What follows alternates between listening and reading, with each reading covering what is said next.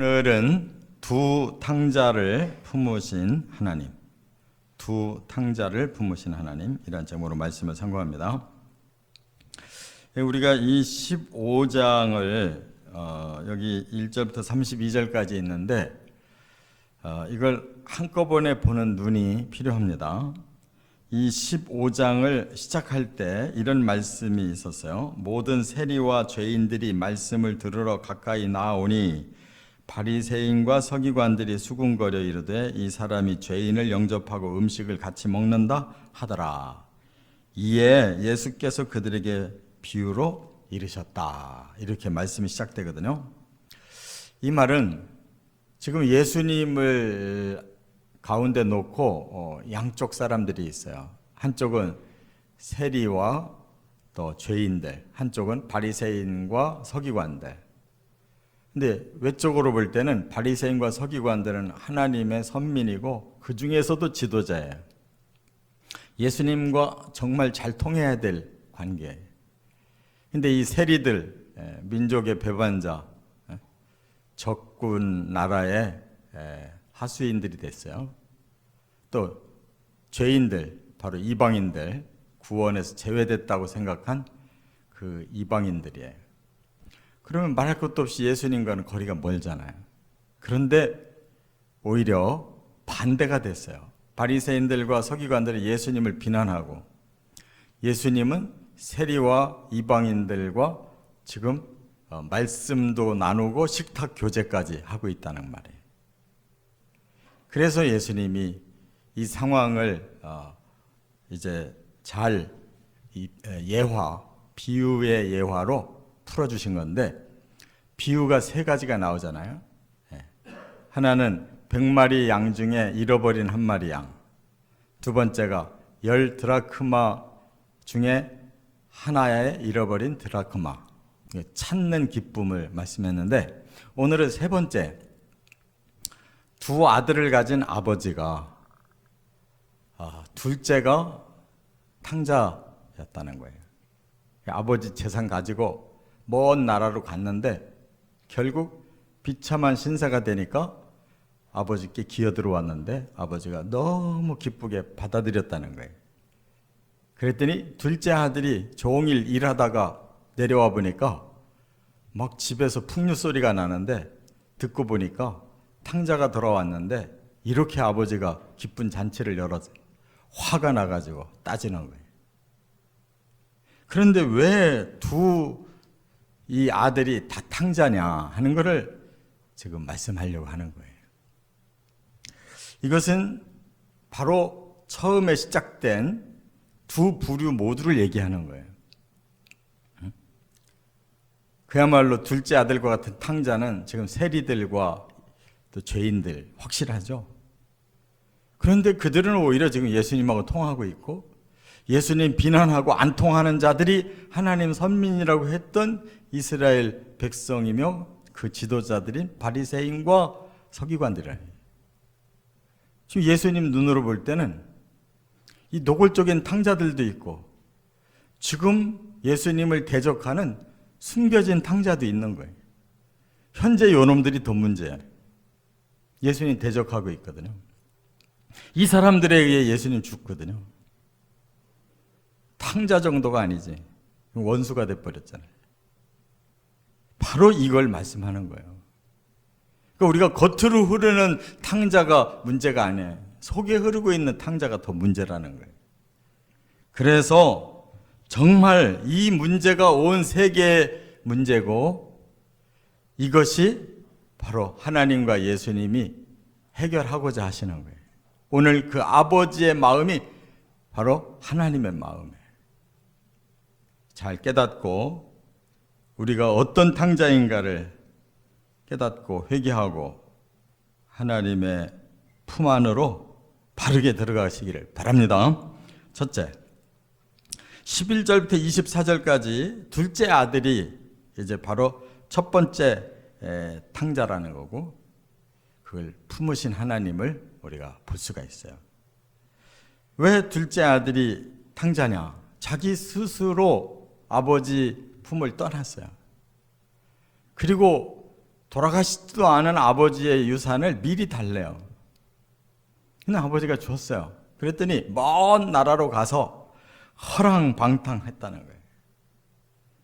재산 다 낭비하고 나니까 마침 또 그 지역에 큰 흉년이 들으니까 먹고 살 길이 없는 거예요. 심지어 어디까지 떨어졌냐? 바로 돼지 치는 자가 됐다는 거예요.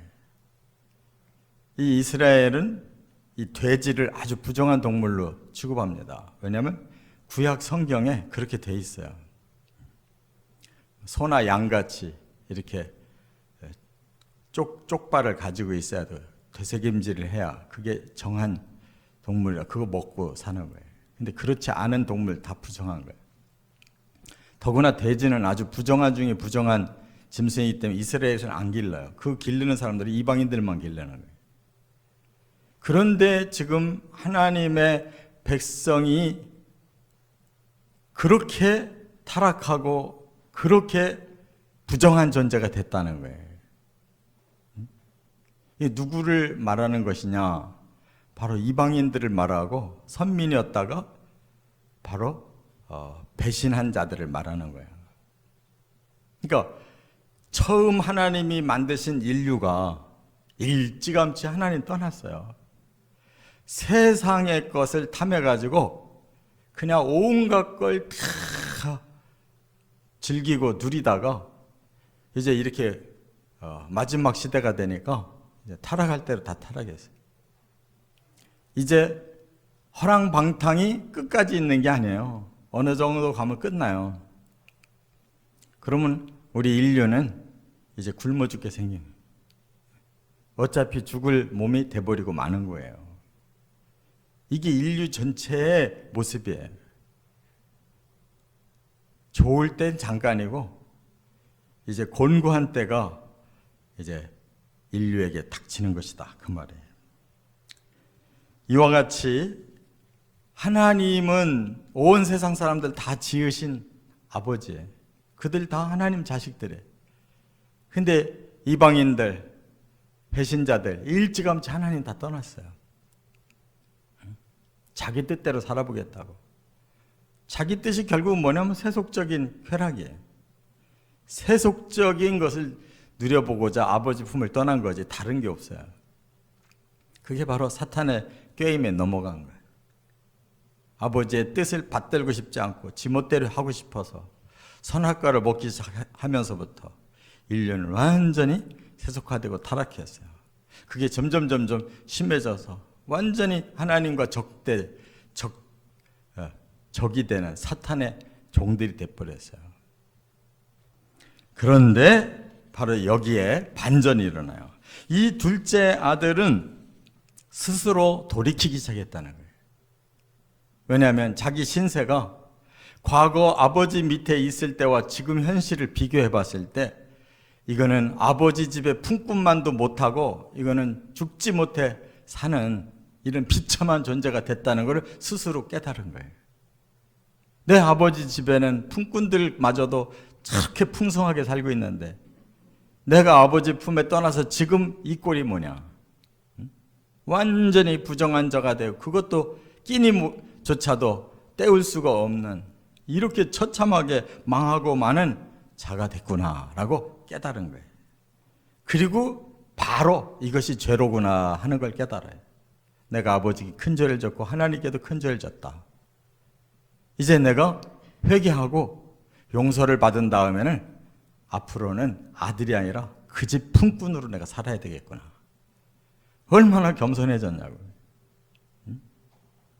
이게 바로 이방인 중에 예수를 믿은 사람들의 마음인 거예요. 우리는 이스라엘 선민같이 택함받은 자들이 아니에요. 다 버림받았던 자, 우리 스스로 버려졌어요. 그래도 바로 이 한 가닥 회개하면 구원받을 이 그리스도의 복음이 우리에게 희망이 돼서 그거 붙잡고 회개하고 겨우 턱걸이에서 돌아온 자들이라 깨달으시 바랍니다. 이때에 진정한 겸손이 있고 이때에 감사가 생기고 이때 무엇이 진짜 축복인가를 그때서 느끼는 거예요. 할렐루야. 그런데 지금 우리가 그거 느끼고 있냐고요. 진정으로 겸손해져 있냐고요. 진정으로 감사하고 있냐고요. 진정으로 품꾼도 족한데 하나님의 아들로 우리가 복귀되어 있는 것이 감격스럽냐고요. 하나님은 우리에게 아들로서 다시 복귀시켰잖아요. 지금 이 둘째에게 어떻게 해주셨어요? 용서할 뿐만 아니라 귀빈처럼 대우래. 제일 좋은 옷을 걸쳐줘라. 손에 가락지 끼워줘라. 신발을 신겨줘라. 살진 송아지를 잡아서 잔치해라. 얘는 죽었다가 살아났다. 잃어버렸다가 다시 돌아왔다. 라고 이렇게 사랑을 베풀고 이렇게 은혜를 베풀고 있다는 거예요. 이게 바로 하나님의 사랑이고 예수님의 은혜. 이걸 잊지 않아야 이 돌아온 탕자 같이 그래도 우리가 구원받은 사람이라는 것이 증거되는 거예요. 회개했다고 하면서도 회개에 대한 감격이 사라지고 다시 돌아온 자리가 그렇게 기쁘고 은혜롭고 감격스러운 자리인데 이게 못 느껴진다면 우리 다시 돌아간 겁니다. 두 번째, 25절부터 32절에는 두 번째 탕자를 품으신 하나님을 보여주는 거예요. 그 두 번째 탕자가 누구냐면 맏아들이에요. 맏아들은 뭐 대단하냐? 아니에요. 오히려 아버지의 마음을 전혀 모르는 자고 지중심이고, 여기 보니까 큰아들이 밭일 하다가 돌아왔는데 동생 얘기를 들은 거예요. 그랬더니 분노가 일어났어요. 둘 다 분노가 생긴 거죠. 동생에 대한 분노도 일어나지만 아버지가 한 행위가 더 화가 나는 거예요. 왜냐하면 탕자가 돌아왔다고 뭘 대단한 일을 했다고 나한테는 한 번도 해보지 않은 일을 저 탕자놈한테 해주냐 말이에요. 그래서 안 들어가는 거예요. 그 집에 안 가요. 이게 뭐가 문제일까요? 일반적으로 문제 하나도 없어요. 왜냐하면 우리가 그런 태도로 살고 있기 때문에 하나도 문제 없는데 하나님의 편에서 볼 때 문제가 너무 많은 거예요. 첫째가 뭐냐면 자기중심적이라는 거예요. 아버지의 마음을 한 번도 헤아려 보질 않았어요. 그 둘째 아들을 잃어버린 아버지의 아픔을 생각도 안 해봤어요. 오히려 이 아들은 신났을지 몰라. 이거 다 이제 다 내 거다. 열심히 밭일은 했겠죠. 그러나 아버지의 아픈 마음에 동참해 본 적이 없어요. 그리고 자기 우월주의에 빠져 있어요. 나는 그래도 항상 아버지 모시고 FM대로 살고 있다. 이게 선민의 마음이에요. 선민들은 우리가 율법받은 자들이고 우리가 하나님의 유일한 백성이다. 굉장히 당당해. 하나님께 감사할 생각은 안 하고 자기들이 우월하다는 걸 자꾸 내세우거든요. 그러니까 죄를 져도 죄에 대한 회개가 필요 없는 사람들이에요. 항상 하나님 자식인데 우리는 열애인데, 그러니까 바리새인들이 되고 서기관들이 되는 거예요. 머리가 하늘 꼭대기에 올라가 가지고 하나님도 거꾸로 판단하고 있어요. 그래서 만든 것이 미신하고 탈무드예요. 하나 그거 대단한 책 아니에요. 하나님의 진리를 역으로 해석해 놓은 것이 바로 그 책이에요. 그래서 그들은 하나님이 보낸 메시아를 전혀 안 믿는 거예요. 지들이 끝까지 영웅 메시아 기다리고 그 메시아 오거든 세상을 자기들이 제패하겠다는 거예요. 그게 하나님의 생각이 아니잖아요. 구약 성경을 풀어보면 그렇게 나올 수가 없는 건데 이건 자기들이 신이 돼 있어요. 얼마나 지금 이 큰아들은 다 자기 주관에서 움직여야 되는데 아버지 주관대로 움직여진 것이 마음에 안 드는 거예요. 그리고 이 아버지가 와서 설득을 해요. 그런데 이 아들에게는 그런 사랑이 전혀 없어요. 아버지와 같은 긍휼의 사랑이 전혀 없어요. 그러니까 먹히지 않는 거예요. 그래도 피를 나눈 형제라면 마음 한쪽에 사랑이 있어야 될 거 아니에요. 사랑이 없어요. 이스라엘 사람들은 자기들만 구원받은 백성들이지 다른 민족들은 다 저것들은 있다가 사라질 것들이다. 이렇게 보는 거예요. 다 쓰레기다. 그들은 구원에 대해서 관심이 없어요. 자기들의 축복에만 관심이 있어요. 그러니까 이스라엘 사람들 전도 안 하잖아요. 전도를 안 해요. 구약 성경 가지고 하나님 믿으라고 전도하는 이스라엘 사람들 보셨어요? 없어요. 자기들만 축복받으면 끝이에요. 그리고 아버지한테 항의해요. 내가 아버지 모시고 지금까지 단 한마디도 거역하지 않고 이렇게 섬기고 순종해 왔는데 저한테는 염소 새끼 한 마리도 너 친구들한테 가서 대접하고 먹고 놀아라는 말을 한마디도 안 하셨지 않습니까? 그거예요. 그러니까 자기 공로주의. 내가 이만큼 아버지한테 잘했고 훌륭한데 인정 안 해주는 불만이 있다는 거예요. 이게 이스라엘 생각이에요. 근데 우리 예수 믿은 사람들이 이제 오래되면 이 생각하는 거예요. 내가 그래도 하나님이 얼마나 많이 헌신했는데 하나님은 나에게 그 정도 축복 안 하신 것 같아. 이런 아주 교만한 생각이 우리 그리스도인들 마음에 꽉 차거든. 그러니까 회개가 없어요. 또 비교의식. 자기가 지금까지 평안하게 누린 것은 하나도 생각 안 해요. 오늘 잔치에 대해서만 기분 나쁜 거예요. 근데 잔치를 몇 번 했냐고. 지금 평생에 한 번 한 잔치를 가지고 그 오랜 세월 동안 풍족하게 살고 아버지 밑에 있으면서 누린 거는 왜 생각 안 하냐고. 이 탕자가 돌아와서 한 번 잔치하지 이걸 날마다 끝까지 잔치하겠냐고. 사람들의 비교의식은 정확하지 않아 삐뚤어졌어요. 항상 자기 중심을 생각하기 때문에 남이 한 번 축복받은 거는 엄청나게 크게 생각해가지고 질투하고 시기하는 거예요. 지가 평소에 복받은 건 하나도 생각 안 나는 거예요. 이게 선민의 자세라는 거예요. 아버지의 마음을 전혀 모르고 지멋대로 지금 생각하고 사는 그가 탕자지 뭐예요.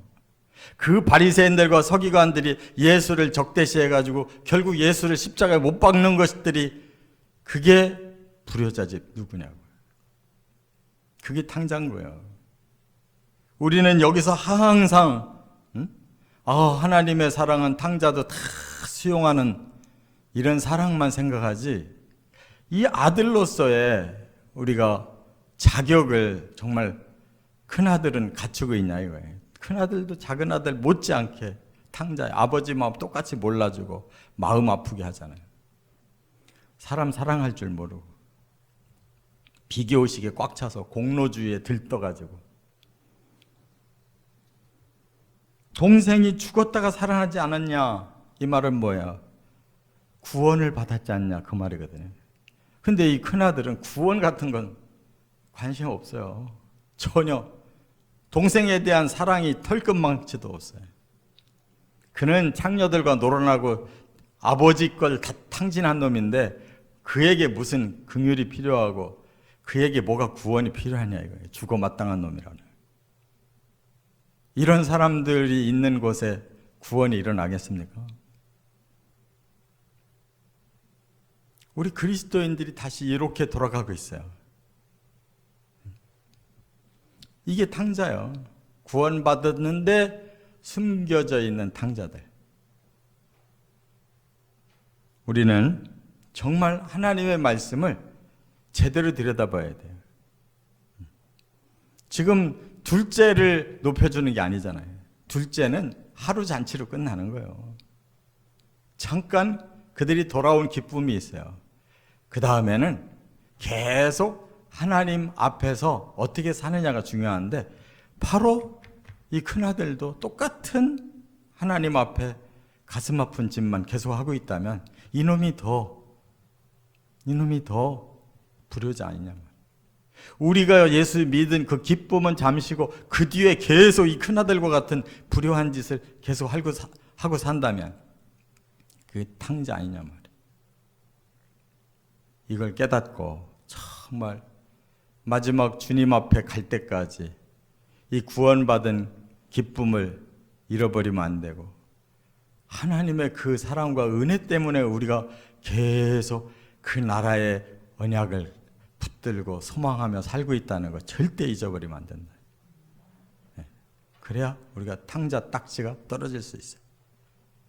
깨닫고 하나님의 그 품 안에 항상 살아가시기를 주의 이름으로 축원합니다.